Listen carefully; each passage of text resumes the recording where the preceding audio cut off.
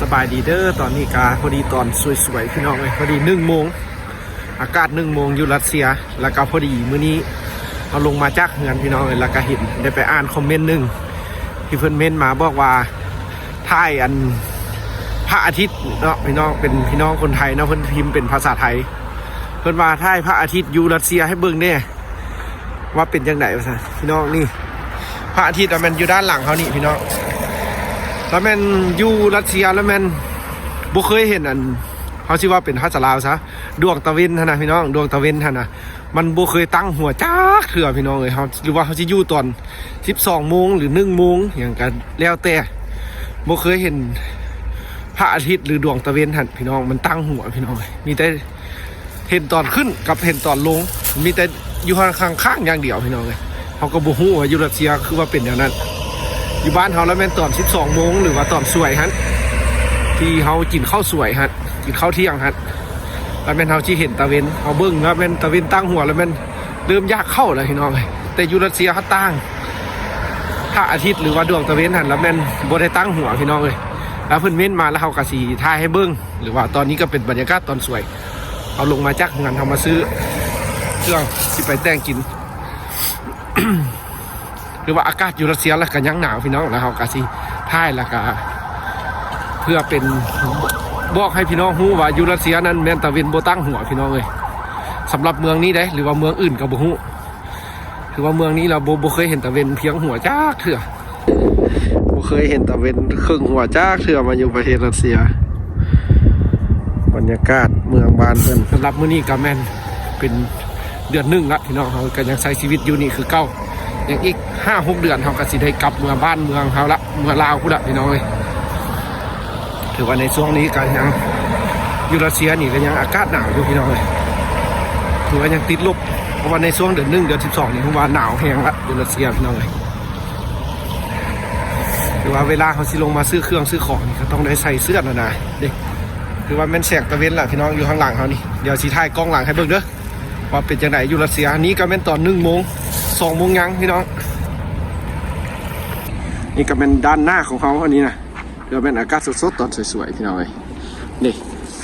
พระอาทิตย์แล้วมันตอนนี้ก็พอดีเป็นกำลังสิลงค่ายแรงขนาดพี่น้องแต่หากกันตอนนี้ก็เป็น2 โมงยังพี่น้องเลยถือว่าเขามาอยู่นี้รัสเซียนี่เขาบ่เคยเห็นพระอาทิตย์หรือว่าดวงตะเวนตั้งเพียงหัวจักเถื่อพี่น้องเลยเขาก็บ่ฮู้ว่าเป็นอย่างถ้าพี่น้องฮู้ก็ถือว่าเม่นให้ความรู้เขาเด้อเพราะว่าเขามาอยู่นี่ก็หลายปีละให้แม่นบ่เคยเห็นแท้ๆพี่น้องเลยว่าอยู่รัสเซียตะเวนบ่เพียงหัวบ่ซื้อหัวมีแต่ออกข้างเลยขึ้นทางข้างแล้วก็ตกข้างๆเลย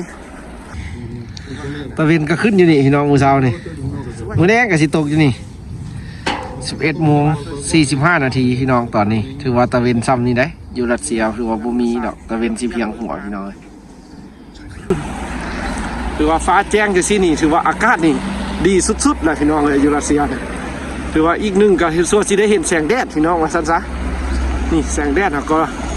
ส่องมาสิเขาเห็นแสงแดดนี่แม่นตอนอ้าวเช้าหันน้อยหนึ่งแล้วกับแม่นตอนค่ายแรงเท่านั้นตอนสวยๆหันเขาสิเห็นตะเวนนี่ยากพี่น้องตอนสวยๆเนี่ยตอนประมาณ11 โมง12 โมงก็เห็นกับแมพมันโบตั้งหัวอยู่แล้วพี่น้องตะเวนนะตะเวนอยู่เมืองนี้ได้นี่อันนี้กับบ้านเพื่อนเขาก็มาซื้อเข้าสิไปแต่งกินมื้อแรง กลับพี่น้องเลยก็อีกได้ทุกนึงเงินบาทนี่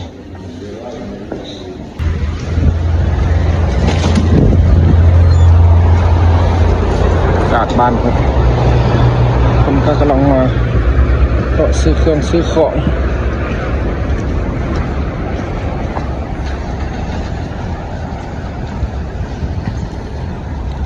เอาขอบใจพี่น้องที่ติดตามรับชมเด้อคลิปชีวิตอยู่รัสเซียพี่น้องเลยสำหรับเมืองหนาวบ้านเพิ่นใช้ชีวิตจังเลยเราก็สิทายให้เบิ่งแล้วกับการใช้ชีวิตของพวกเขา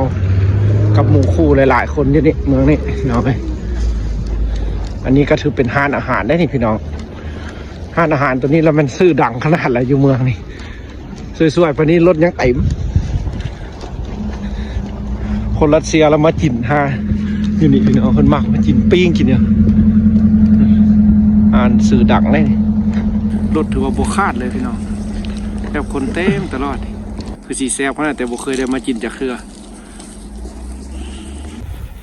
พี่น้องสำหรับเมืองนี้เด้อเมืองจิวเม่นพี่น้องประเทศรัสเซีย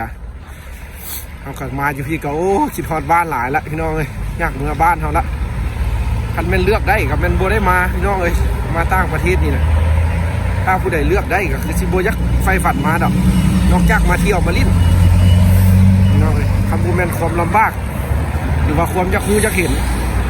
กับแม่นบ่มีให้ยักมาดอก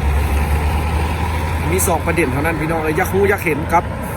ทุกยากว่าอยู่บ้านเพิ่นมันสิเจริญรุ่งเรืองหั่นล่ะ